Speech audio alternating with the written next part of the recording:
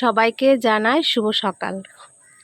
সকাল সকাল তোমাদেরকে সমুদ্র দর্শন করাচ্ছি। চারিপাশে দেখো, মানে সমুদ্র হয়ে গেছে জলে। এখন এগুলো দেখলে সত্যিই তাই হাসি লাগে, কিছু করার নেই। তো আমি সমুদ্রের ধারে দাঁড়িয়ে দাঁড়িয়ে এখন ব্রাশ করছি। তোমার এই দেখো, আজকে 2-3 দিন ধরে সমানে বৃষ্টি হচ্ছে, ওই জন্য মানে এত পরিমাণে জল হয়ে গেছে।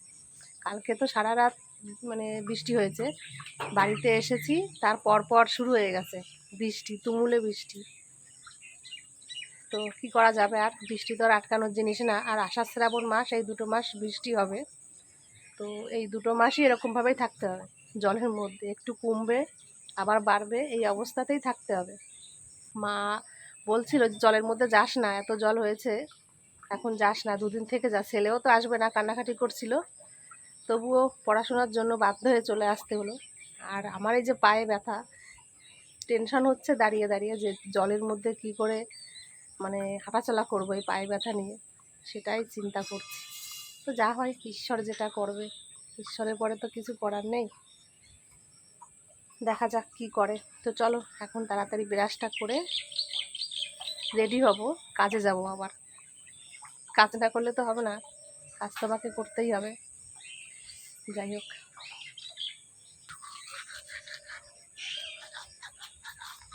সকালবেলায় কাজকর্ম সেরে এবার চলে আসলাম রান্নাঘরে। তো আমি তো কাজে যাব, তো ছেলের জন্য এই যে মানে একটু ডালিয়া, মুসুরির ডাল আর আলু দিয়ে একটু মানে ডালিয়া রান্না করে রেখে যাব। যাই হোক, সকালবেলা ছেলেটা খেয়ে নিতে পারবে, তারপর আমি কাজ থেকে বাড়িতে এসে রান্নাবান্না করব। এখন এটা একটু রান্না করি আর নিজে একটু চা খাবো, ব্যাস, চা খেয়ে যাবো কাজে। তো চলো আমি এখন এটা তাড়াতাড়ি রেডি করে রেখে যাই, আবার কাজে ছুটতে হবে। কাজে যেতে গেলে দেরি হয়ে যাবে, কারণ রাস্তায় অনেক জল না, আমার পায়ে ব্যথা, আস্তে আস্তে খুঁড়িয়ে খুঁড়িয়ে যেতে হবে আমাকে কাজে। কাজে না গেলেও তো হবে না, কটা পয়সার তো দরকার বলো, কষ্ট হলেও যেতে হবে আমাকে। এখনও ঔষধ কিনতে বাকি আছে, আলট্রাসোনোগ্রাফি করব। তো যাই হোক, এখন কাজ বন্ধ করা যাবেই না। চলো এটা এখন রান্নাবান্না করি, তোমাদের সঙ্গে পরে কথা বলবো।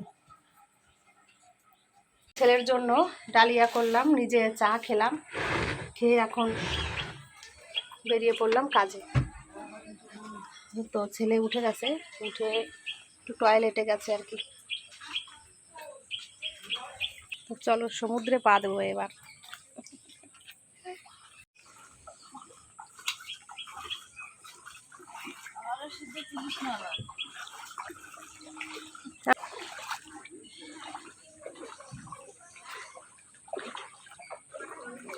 দেখো চারি সাইড দিয়ে জল আর জল।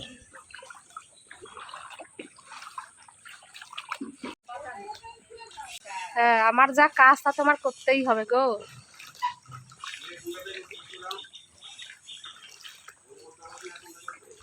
ছেলে বাড়িতে একা একা থাকবে এখন, তোমার আমি যাচ্ছি কাজে, মা যাচ্ছে, আমার ননদ যাচ্ছে রেশন তুলতে।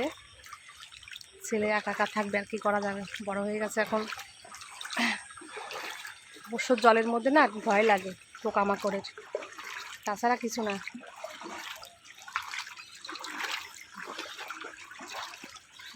চলে আসলাম কাজে।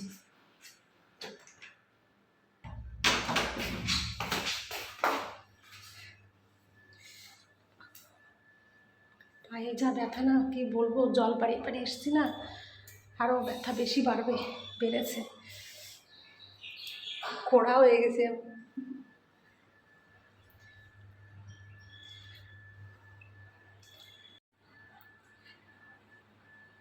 এই যে রান্নাঘরে চলে আসলাম। তো আজকে রান্না করব কী কী তোমাদের সঙ্গে শেয়ার করি। পটল আলু ভাজা বসিয়েছি, বেগুন ভাজা করব। তো বেগুনে যে নুন হলুদ মাখিয়ে রেখেছি, আর লুচি করব বেগুন ভাজার সঙ্গে, আর মাছের ঝোল রান্না করব, আর তোমার পেঁপে দিয়ে মুসুরির ডাল রান্না করব। ব্যাস, এগুলো রান্নাবান্না হবে আর কি। তো চলো এখন জমাজম রান্নাবান্না সেরে নিই।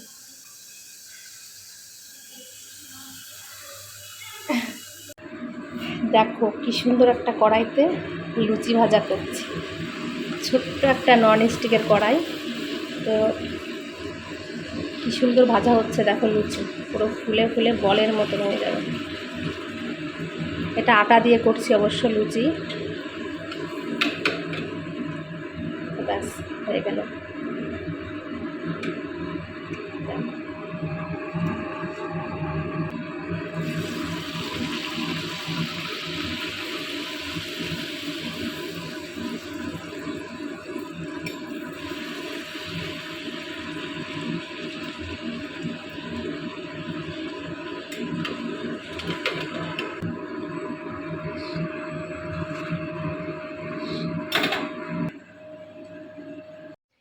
এই যে আমার রান্না হয়ে গেল, এখন যাব বাড়িতে। কিন্তু বাড়িতে যাওয়ার কথা মনে পড়লেই সত্যি তাই মানে রাগ হয় এখন। তোমার এত জল না, তা কি বলবো। আমার মা তো প্রচণ্ড রেগে আছে। মা বারবার করে বলছিল এখন যাস না, জলটা একটু কমুক তারপরে যাস। তো ছেলের পড়াশোনার জন্যই মেন চলে আসলাম। টিউশনি, কম্পিউটার সব বন্ধ হয়ে যাবে। 2 জায়গা টিউশনি পড়ে, কম্পিউটার সব বন্ধ হয়ে গেলে আমার মাসে বেকার টাকা দিতে হবে। তার জন্য আর চলে আসলাম। এই দিকের রাস্তাটা বেশ শুকনো আছে, কিন্তু এর পরের সাইড দিয়েই মানে জল, ভর্তি জল। এই রাস্তাটা বেশ ভালো উঁচু আছে।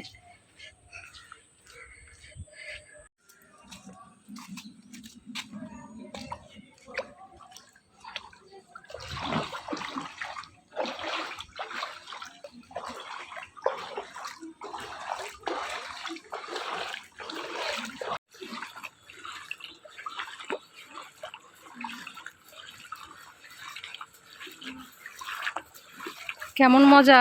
এই তো দেবীনগর মানে তো দেবীনগর মানেই ডোবা না?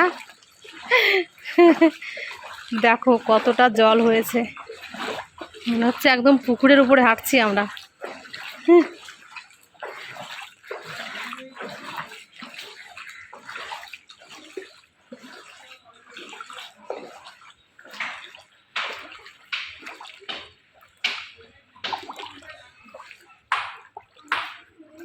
আসলাম তো বাড়িতে যে এসেছি, আমার সোনা দেখো এই যে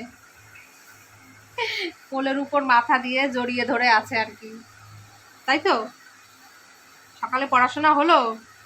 হ্যাঁ, আজকে টিউশনি কখন আছে? দুপুরবেলায়? ঠিক আছে, যাও এখন স্নান করো। খাওয়া দাওয়া করলে? যাও এখন স্নানটা করে তাড়াতাড়ি পড়তে চলে যাও, টাইম হয়ে যাচ্ছে কিন্তু। স্নান করে আসো, যাও আমার সোনা বাবা। তুমি বাড়িতে এসে দেখছি একটু বই পড়েছে আর কি, আবার টিউশনি পড়তে যাবে এখন।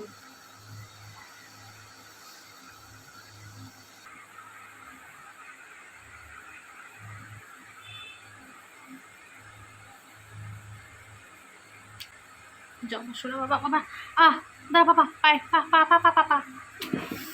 সর্বনাশ, পা যে কি ব্যথা, পায়ে ব্যথার যন্ত্রণায় পুরো শেষ হয়ে গেলাম। আর এই জল পাড়িয়ে পাড়িয়ে আরো শেষ। এই যে রান্নাঘরে আসলাম ছেলেকে একটু আদর করে, তারপর আর কি। তো রান্নাঘরে এসে এই যে ডিম বসিয়েছি, আজকে ডিম রান্না করব। দোকান থেকে ডিম নিয়ে আসলাম, ডিম আর আলু সিদ্ধ বসিয়েছি। আর চালটা ভিজিয়ে রেখেছি। আর এখানে তোমার পেঁয়াজ আলু কাটলাম, তো এটা ভাজা করব।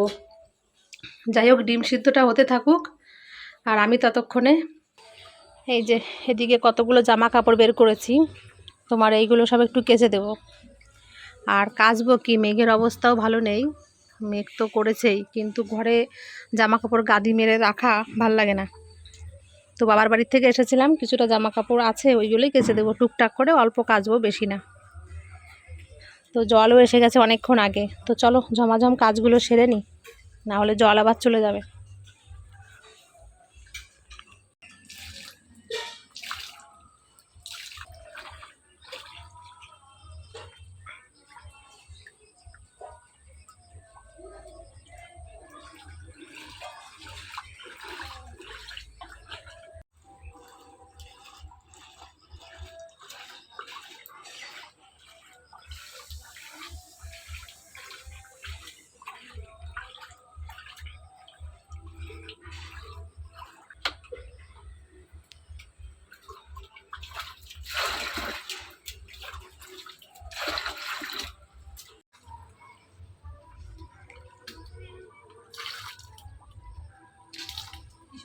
সুবিধা, ঘরের সামনে স্নান করছি বসে বসে সমুদ্রের পাড়ে।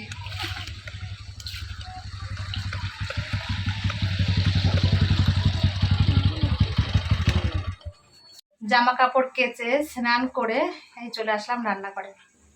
রান্নাঘরে এসে ভাত বসিয়ে দিয়েছি। ডিম তো সিদ্ধ করে রেখে গেছিলাম স্নান করতে যাওয়ার আগে। তো এখন ডিমের ঝোলটা করব। আর আলু ভাজা হয়ে গেছে, আলু ভাজা করলাম। আর আমার ননদ তো আজকে বাড়িতে, তো ননদ মাছের ঝোল রান্না করেছিল, পুঁটি মাছের ঝোল। তো সেই পুঁটি মাছের ঝোলটা দিয়ে গেছে। আর আমার শাশুড়ি মা রান্না করেছে মানে আমবলি পাতার টক। আমি বাড়ির থেকে আমবলি শাক নিয়ে আসছিলাম, তো সেই আমবলি পাতার টক তোমার রান্না করেছে, আমাদের রাধা গোবিন্দকে দিয়েছে। তো সেখান থেকে আমার জন্য একটু রেখেছে টক আর কি। তো অনেক কিছু খাওয়া দাওয়া হচ্ছে আজকে, ডিমের ঝোল, আলু ভাজা, পুঁটি মাছের ঝোল, আর তোমার আমবলি শাকের টক, এইগুলোই খাওয়া দাওয়া হবে আজকে দুপুরবেলায়। তো যাই হোক, আমি এখন রান্নাবান্নাগুলো সেরে নিই। আর ছেলে চলে গেছে পড়তে, ঘুরে আসলে তারপর খাওয়া দাওয়া করবো। তো আমি সকালে রান্না করে রেখে গেছিলাম ডালিয়া, তারপর ওর ঠাম্মার কাছ থেকে এক গাল ভাত খেয়েছিল, সেই খেয়ে চলে গেছে পড়তে, এসে তারপর খাওয়া দাওয়া করবে আর কি। তো চলো আমি এখন রান্নাবান্নাগুলো সেরে নিই।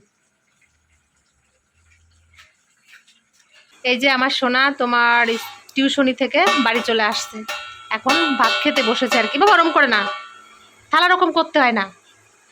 তো এখানে যে রান্না করলাম ভাত, এই যে আমার ননদ তরকারি দিয়েছে, পুঁটি মাছ দিয়ে তরকারি রান্না করেছে।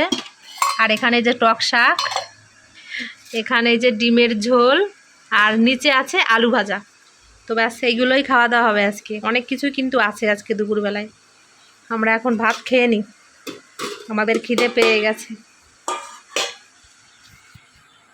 খাওয়া দাওয়া করে ছেলে আর আমি একটু শুয়েছিলাম তোমার। তারপর ছেলে উঠে তোমার খেলতে গেছে, ওর স্যার ফোন করেছিল, ক্যারাম বোর্ড খেলতে গেছে আমাদের পাশেই।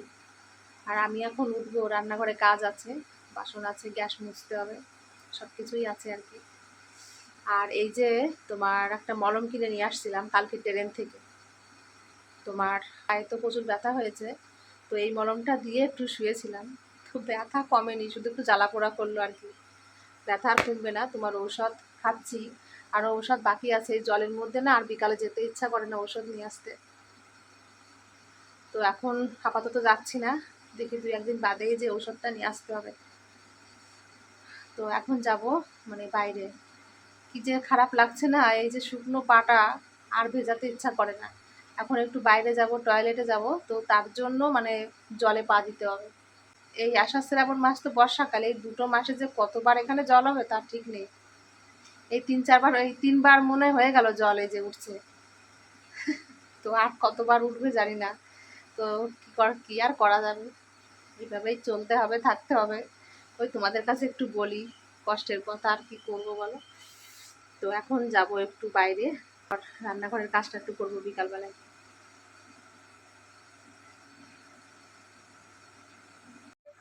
এই যে কাজকর্ম সেরে এখন আবার আসলাম ঘরে, সন্ধ্যা লেগে গেছে।